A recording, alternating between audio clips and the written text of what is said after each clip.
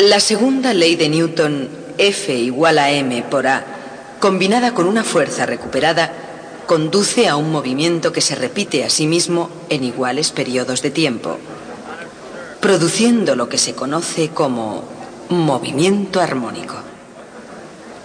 Voy a contarles una anécdota. No estoy seguro de que la anécdota sea cierta, pero yo se la voy a contar de todas formas. Se refiere a nuestro viejo amigo Galileo. Un día, cuando Galileo era un hombre joven en Pisa, asistía a una misa en el Duomo. El Duomo es la magnífica catedral de Pisa, cuya torre de campanario es la célebre torre inclinada. En el Duomo hay una lámpara que cuelga del techo mediante un largo cable. Precisamente ese día la lámpara estaba balanceándose, seguramente la acababan de encender. Y Galileo, por ser Galileo, observó algo sobre la lámpara que nadie hasta entonces había observado. Notó que cada oscilación completa de la lámpara tenía lugar en el mismo tiempo exactamente. Cuando la lámpara primeramente comenzó a oscilar y tenía que describir arcos grandes, se movía rápidamente. Más tarde, cuando la oscilación había disminuido y el arco que describía era más pequeño, iba más despacio. Pero el tiempo total de cada oscilación completa era siempre exactamente el mismo. ¿Cómo lo determinó? Bien, calculó la duración contando sus pulsaciones.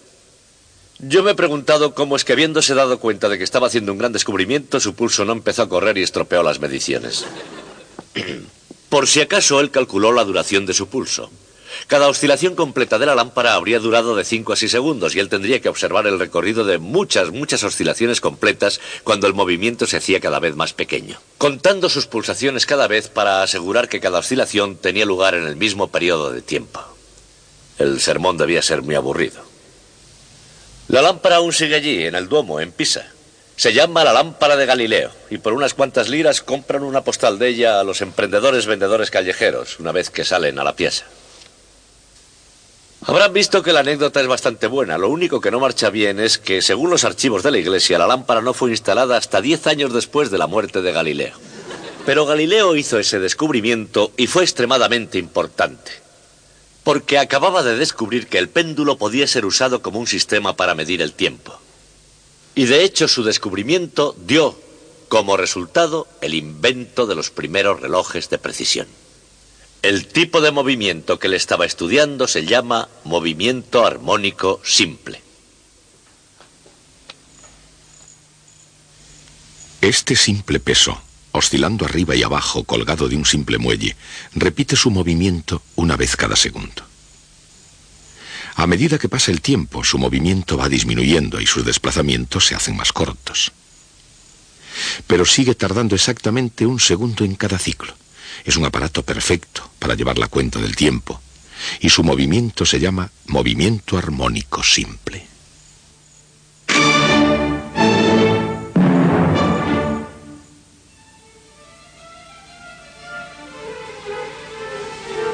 Llevar el compás tiene una connotación musical, como la tiene la palabra armónico.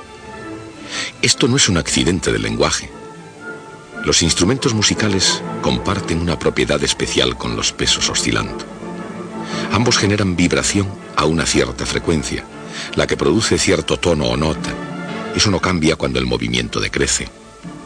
En la producción de una nota musical entran en juego muchos factores.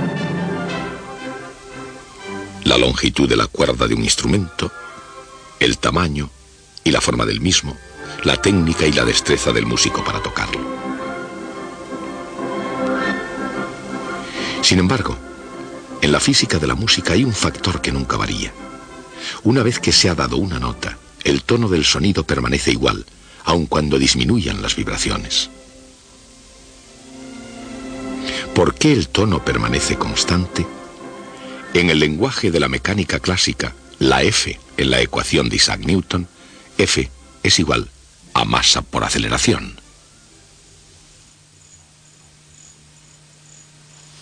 En una determinada posición, todas las fuerzas están equilibradas.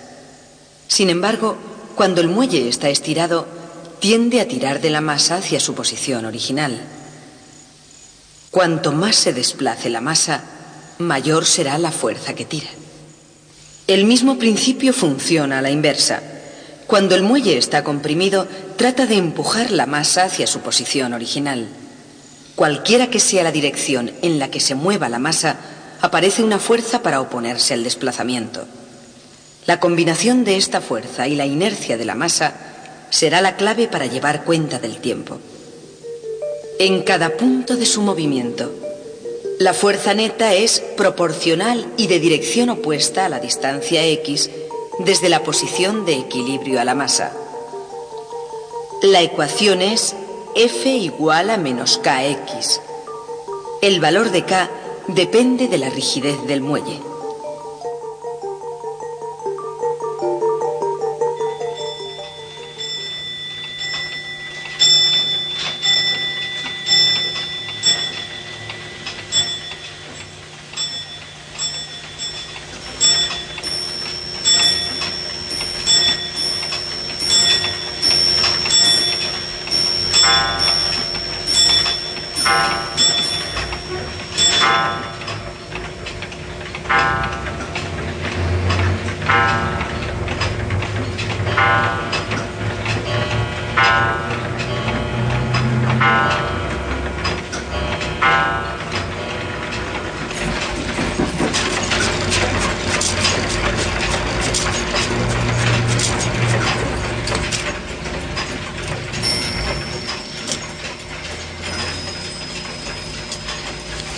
En la cultura occidental, pocas cosas gobiernan la vida humana con tanta firmeza como el interés mecánico por el tiempo.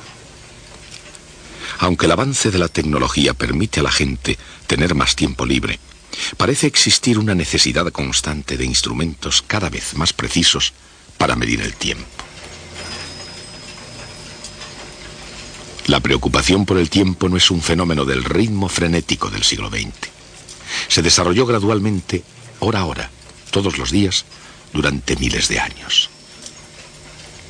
Sin embargo, la precisión en el tiempo llegó relativamente tarde en la historia. Llegó con el principio físico del movimiento armónico. Y a lo largo del camino, y a través del tiempo, el movimiento armónico se convirtió en el único medio de precisión para medir el tiempo.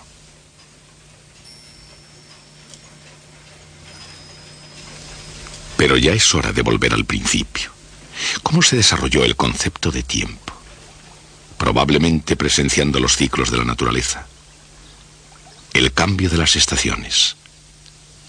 Quizá cayendo en la cuenta de los ciclos anuales del Sol o mensuales de la Luna. Muchas de las antiguas civilizaciones construyeron monumentos que sugieren un conocimiento de los movimientos cíclicos del Sol, la Luna y la Tierra. Estas estructuras marcaban el paso del tiempo a gran escala.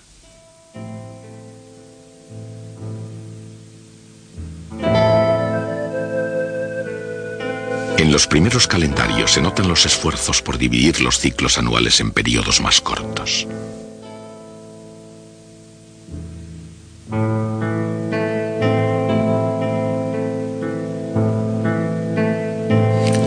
Los relojes de sol dividían el día a menos que estuviera nublado. Unos 500 años más tarde de la aparición del reloj de sol, los egipcios desarrollaron el reloj de agua. El goteo del agua revelaba la línea sucesiva en el interior de un cuenco de alabastro. Durante siglos este diseño no sufrió variaciones hasta que unos artesanos chinos lo mejoraron, agregándole unas cazoletas sobre una rueda y un trinquete. Cuando Marco Polo trajo la noticia de Oriente, los relojes semimecánicos gozaron de considerable popularidad en la Europa del siglo XIII. Desgraciadamente, los inviernos europeos helaban los relojes de agua y hacían que el tiempo se quedase quieto.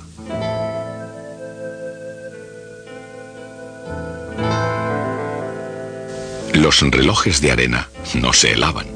Sin embargo, debido al volumen de la arena, tales relojes se utilizaban solo para medir intervalos cortos de tiempo. En esta época aparecieron los primeros relojes mecánicos. Tenían partes móviles, incluyendo poleas, pesas, ruedas de escape, engranajes y trinquetes.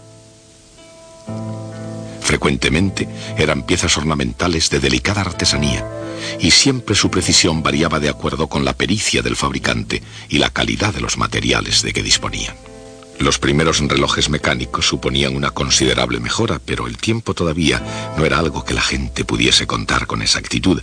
La longitud de una hora dependía del reloj que se emplease para medir el tiempo. El día sigue a la noche.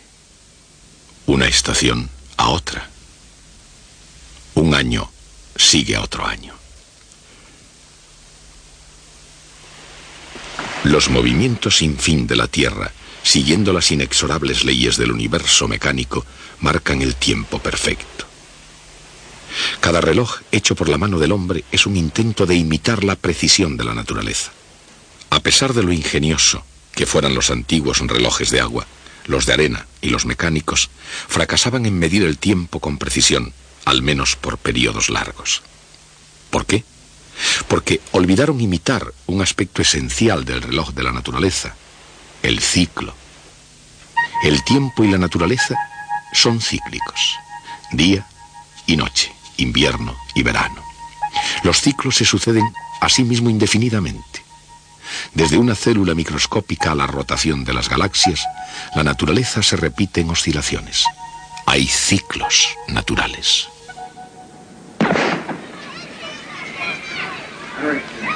El latido del corazón humano. El ritmo helado del glaciar que avanza y retrocede. Y hay tal vez ciclos menos naturales, como las alzas y las bajas de la economía, y otras cosas que tienden a levantarse y a caer.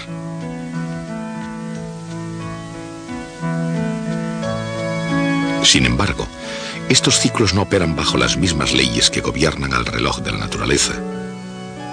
No oscilan con precisión natural. Les faltan los intervalos precisos que se repiten por siempre de acuerdo con una ley inexorable de la naturaleza. Las imitaciones humanas del gran reloj de los cielos están basadas en una ley distinta, pero igualmente inexorable. La ley más inexorable en la mecánica es F igual a m por a, en la que a es la segunda derivada de x. En el movimiento armónico simple, la fuerza proviene del propio desplazamiento x. F igual a menos kx. Juntas, estas dos ecuaciones dan la ecuación diferencial que describe el movimiento armónico simple.